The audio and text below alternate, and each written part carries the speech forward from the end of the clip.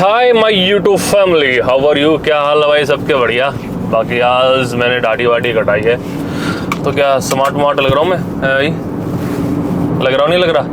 बता दो, कमेंट में बता दो कैसा लग रहा हूँ मैं। हो खैर, टाइम हो गए 6:30 और ये 6:30 सुबह का टाइम नहीं है भाई, शाम के 6:30 बज चुके हैं और हम जा रहे हैं किसी काम से दिल्ली।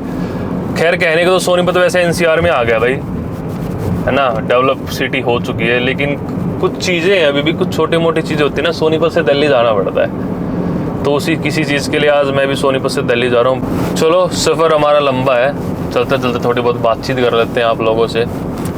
तो कैसी चल रही है भाई आप सबकी लाइफ, बता दो ज़रा मेरे को कमेंट सेक्शन में, क्योंकि ऐसे तो डायरेक्ट बता नहीं सकते ना।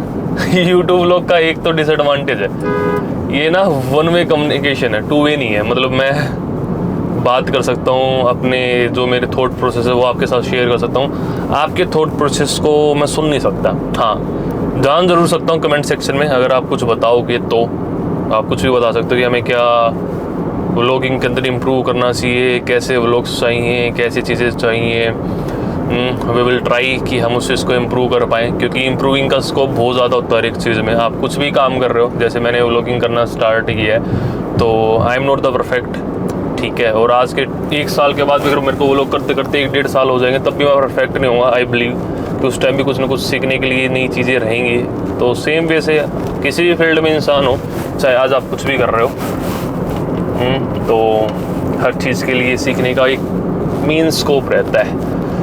हो खैर, आज एक चीज़ का सॉल्यूशन 100% हो जाएगा। जो मेरे का कैमरा यहाँ पे रुकता नहीं है ना, मेरे से संभलता नहीं है, ये ऐसे ऐसे भागता रहता है, इसका सॉल्यूशन आज 1000% हो जाएगा भाई। ये नहीं हिलेगा, ऐसे परफेक्ट चीज़ मिलेगी। कहते हैं ना इम्प्रूवमेंट की, मैं कहता ना भी इम्प्रूवमेंट का स्कोप हर जगह है, तो एक इम्प्रूवमेंट का स्कोप जो है वो मैं आज बिल्कुल ख़त्म कर देंगे, उसे इम्प्रूव कर डालेंगे। और शाम को भाई मैं इसलिए निकला हूँ, खैर मेरे पास कुछ बात करने के लिए है नहीं, इसलिए मैं बता रहा हूँ कि शाम को क्यों निकला हूँ।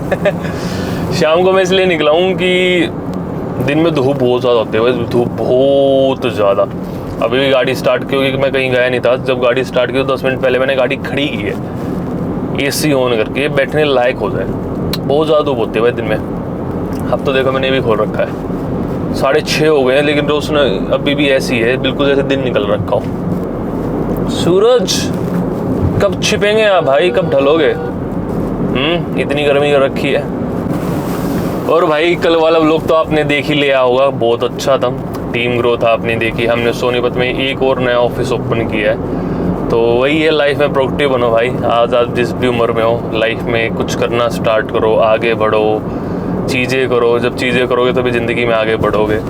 अब एक और ऑफिस ओपन किया है, अभी इंदौर किया था कुछ टाइम पहले। तो अगर आप मेहनत करोगे तो लाइफ में आगे बढ़ते रहोगे, प्रोडक्टिव रहोगे।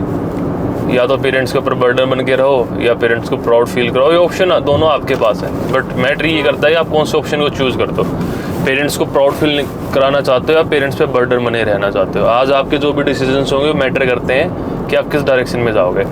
खैर मैं इतना ज्ञान देने वाला कोई होता नहीं हूँ। आपकी अपनी लाइफ है, बट जो मेरा POV है, मैंने अपनी लाइफ के रिगार्डिंग वो आपके साथ सिंपल सा शेयर किया। हो सकता है मेरे से ज़्यादा एक्सपीरियंस हो, ज़्यादा नॉलेजेबल हो, मेरे को थोड़ी सी कम नॉलेज हो, बट मेरे को इतना समझ आता है कि आपकी उम्र कितनी भी हो भाई, आपको काम करना चाहिए, इंसान को मेहनत करनी चाहिए। अगर उसको लाइफ में आगे बढ़ना है, या तो सपने देखे ही ना, अगर देखे तो सपनों को पूरा करने के लिए मेहनत करो। और मेहनत की बात आ गई तो इस जाम से लड़ने की मेहनत भी हमें करनी पड़ेगी भाई। बॉर्डर हम पहुँच गए, बॉर्डर पहुँचते ही ये लो जाम आ जाएगा अभी आगे। ये दिख रहा है इधर, 8 मिनट का डिले दिखा रहा है। 1 सेकंड, हाँ ये देखो। कोई नहीं, इससे लड़ने की तो आदत हो रखी है हमें। पता नहीं भाई कब खोलेंगे सरकारी से। पीछे से GT रोड है, 4 लाइन आती है, यहाँ से एक सिंगल लाइन कर रखी है। यहाँ तक पहुँचने में ना 15 मिनट लग गई मेरे को, 15 मिनट। और वो तो लगनी थी भाई, क्यों ना लगे, ये सिंगल लाइन कर रखा है यार।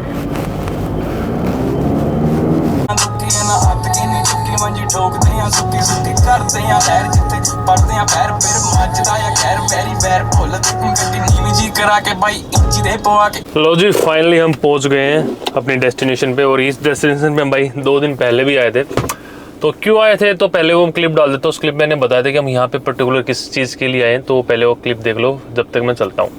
कहाँ पहुँचे हम पहुँचे हैं कुछ स्पेशल चीज़ लेने। क्या स्पेशल चीज़ लेने? ये नहीं बताऊंगा मैं।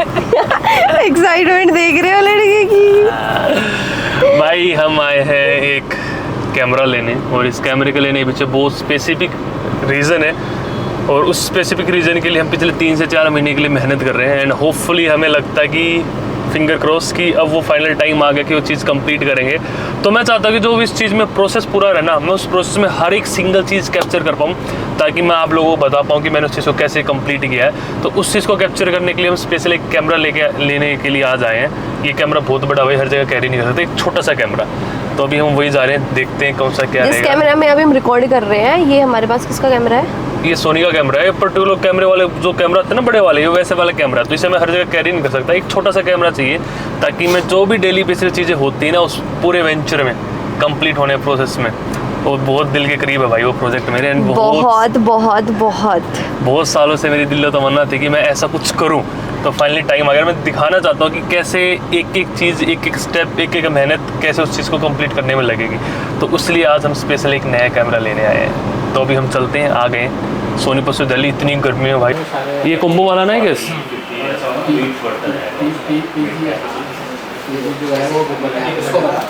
तो भाई हम एक बार चेक कर लेते हैं क्या क्या डिफरेंस है।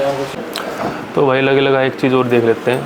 हमारे गाड़ी में ना कैमरा रखने की हमेशा दिक्कत रहती है, तो कैसे उसे माउंट कर सकते हैं। अब भाई वो भी दिखा रहे हैं, पर वो भी देख लेते हैं। अगर फिट बैठे तो ये भी ले लेंगे। गाड़ी में हमेशा कैमरा पकड़ने की झंझट खत्म हो जाएगा। है तो बढ़िया ये चीज़, है ना? जब भी आता है जब रोटेट कर लेते हैं। बहुत सारे फीचर्स होंगे इसके अंदर। अब इसमें मेमोरी कार्ड नहीं है ना? वो वाली दिक्कत दूर होगी ना कि एंगल वाली। देखो इसमें हमने इतनी दूर रखा भाई एंगल बनाने के लिए। हाँ ये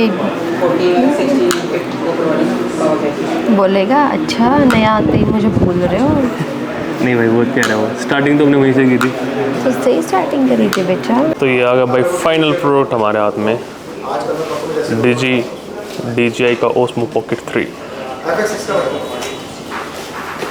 और इसके साथ भाई गाड़ी में लगाने की दिक्कत होती थी ना, तो हम ये चीज़ ट्राई कर रहे हैं गाड़ी में लग जाए मिरर पे। अभी देख रहे हैं क्या फिट बैठेगा नहीं बैठेगा। अगर ये बैठ गया ना तो गाड़ी में कैमरा रखने की प्रॉब्लम फिक्स हो जाएगी। कर देते हैं अनबॉक्सिंग। ब्लेड देख रहे हो कितना खतरनाक है।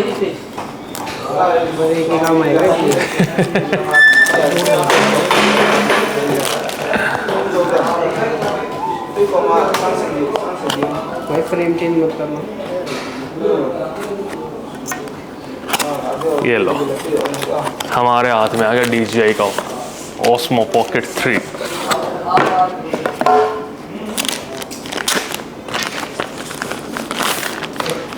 इन्होंने पूरी वो बना के दे रखी है भाई, एक में सब कुछ पैक कर रखा है। नाम जी का एक और नया प्रोडक्ट आया है इसी में Pocket 3 के लिए। इसमें तो नाम जी में उसमें क्या है पता है? ये हो गया भाई ऑन।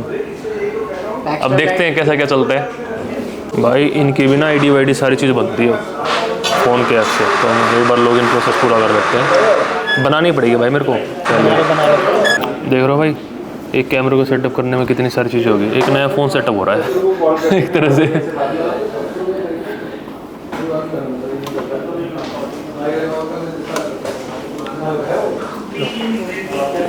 ओके इसमें भी दिखेगा। सब में अपडेट कर दो अपडेट कर दो।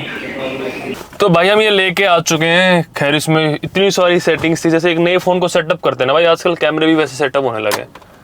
10 मिनट तो सेटअप होने में लग गई। ID बनी है, हर चीज़ हुई है। मैं तो ये सोच रहा था एक नया फ़ोन की तरह हो गया सारा का सारा सेटअप। हो खैर अभी हम उसे एक्सपीरियंस नहीं कर सकते क्योंकि उसके अंदर मेमोरी कार्ड नहीं है। तो सबसे पहले हम ढूंढते हैं जियो स्टोर, वहाँ पे मेमोरी कार्ड मिल जाएगा हमें बड़ा अच्छा, क्योंकि ये तो ना बहुत एक्सपेंसिव देते हैं। एक खैर छोटे वाला तो मेरे पास घर पे रखा भी है, वो सिर्फ 64 GB का है, उसमें काम चलेगा नहीं। तो हमें कम से कम 128 या 256 GB का चाहिए। तो देखता हूँ यहीं आसपास कहीं मिल जाए ना, रिलायंस डिजिटल, तो वहाँ से मेमोरी कार्ड लेंगे। फिर रात को ना एक्सपीरियंस भी हो जाए कि उसमें कैसे दिखता और इस कैमरे में कैसे दिखता, क्योंकि इस कैमरे में रात को बहुत अच्छी क्लियरिटी नहीं आती है, बहुत ज़्यादा ग्रेन्स वगैरह सारी चीज़ें आती हैं। तो फ़िलहाल तो यहाँ से पहले निकलते हैं, इनकी ज़रूरत तो है नहीं, अभी बाद में लगाएंगे।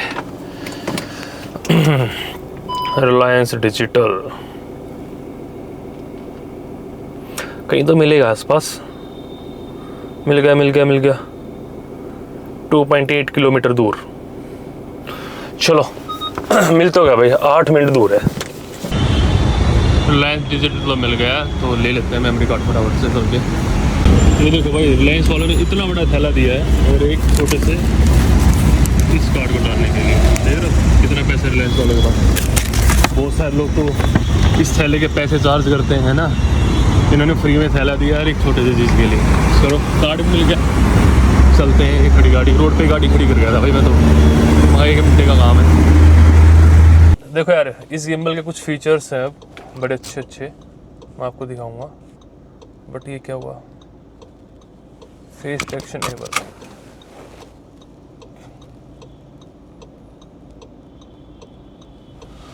तो हम चलते हैं घर पे।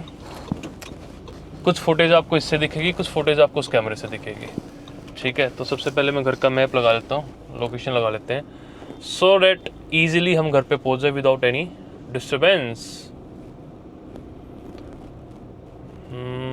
होम, और मेरे को लगे घर के लिए भाई तकरीबन 1 आवर 42 मिनट्स, ठीक है। तो लेट्स गो। कैसे क्या आती है क्वालिटी, क्या नहीं आती है, तो हमें पता लगेगा। बट इसका एडवांटेज ये है कि मैं इसे इधर से इधर करूं, आप देख रहे होगे किधर से किधर करूं, मेरे को एडजस्ट नहीं करना पड़ता। और सामने जो मेरे कैमरा चल रहा है वो ना बहुत जल्दी मेरे को एंगल वेंगल गिर जाता है, उसको सेट करना पड़ता है। तो चैलेंजेस थे, जिस चैलेंज के कारण हमने एक कैमरा लिया स्पेशली, कि हम ट्रैवलिंग करते करते इजीली ब्लॉक कर लें, सारी चीज़ें कर लें। और मैं अपनी नज़रों को भी 6x6 कर लेता हूँ भाई, अल्ट्रा HD में कर लेता हूँ खुद को, ताकि हम बेहतरीन वे से गाड़ी भी चला पाए, है ना। तो अभी मैं जज कर नहीं सकता दोनों कैमरों में देख के, क्योंकि इसकी कैमरे की स्क्रीन छोटी है, उसकी कैमरे की स्क्रीन बहुत बड़ी है। तो उसमें जब दिखता है तो अच्छे से दिखता है, इसमें दिख रहा है छोटा छोटा दिख रहा है। बट इसमें मैं इधर जाऊँ उधर जाऊँ भाई, ये बेनिफिट है, कोई दिक्कत नहीं, मेरे फेस को ऑटोमेटिक डिटेक्ट कर रहा है। दूसरी चीज़ भाई, बहुत लाइट वेट है, कोई दिक्कत नहीं है किसी प्रकार की भाई, काम चल रहा है बढ़िया, मेरे को पता लग ही नहीं रहा मैंने कैमरा पकड़ रखा है। मौसम हो गया भाई ख़राब, आंधी आ रही है देखो। अब ये आंधी आके रह जाएगी या बारिश भी आएगी, देखते हैं। बारिश आते तो मज़ा आ जाए, लेकिन जो ये पहले आंधी आती है ना भाई, इतना रेत कर देते हैं जगह से, इतनी मिट्टी कर देते हैं। इससे पहले ना थोड़ी सी बारिश आ जाए, फिर आंधी आ जाए ना, फिर मज़ा आ जाए। लेकिन नहीं, भगवान तो पहले परेशान करेंगे हमें, हैं। कितनी तेज आंधी चल रही है, ये लोग कैसे चल रहे होंगे, देख रहे हो कैसे मिट्टी भागी भागी आ रही है, ये देखो भाई साहब, ये कैसे आ रही है भागी भागी भाई। इतनी तेज आंधी चल रही है कि मेरी ना लिटरली गाड़ी हिल रही है।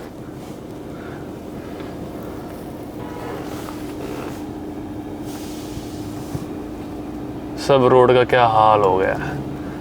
ये जो लोग ये बेचारे बाइक स्कूटी बजा रहे हैं, क्या हालत हो रखी है यार इनकी। सोच रहा हूँ अगर मैं 2 दिन पहले कैमरा लेने गया था तो आज मैं दोबारा क्यों आया भाई, उस दिन क्यों नहीं ले गया। अब हुआ क्या कि भाई इस वाले मॉडल के साथ ना 2 ऑप्शन आते हैं। पहला ऑप्शन आता है क्रिएटर ऑप्शन, जिसमें कुछ एक्स्ट्रा बैटरी वगैरह, लेंस वगैरह 1-2 चीज़ें देते हैं और उसको वो ना थोड़ा सा एक्सपेंसिव क्रिएट कर देते हैं, ठीक है। सेकंड ऑप्शन आता है कि जो नॉर्मल आता है। अब मेरे को ना चाहिए नॉर्मल वाला था, रीज़न बिहाइंड कि मेरे पास भाई ऑलरेडी माइक था, क्योंकि क्रिएटर कॉम्बो के साथ एक माइक आ रहा है, एक एक्स्ट्रा बैटरी आती है, ये 2-3 चीज़ें आती हैं बस। अब मेरे पास माइक ऑलरेडी था तो मेरे को उस चीज़ की जरूरत थी ही नहीं।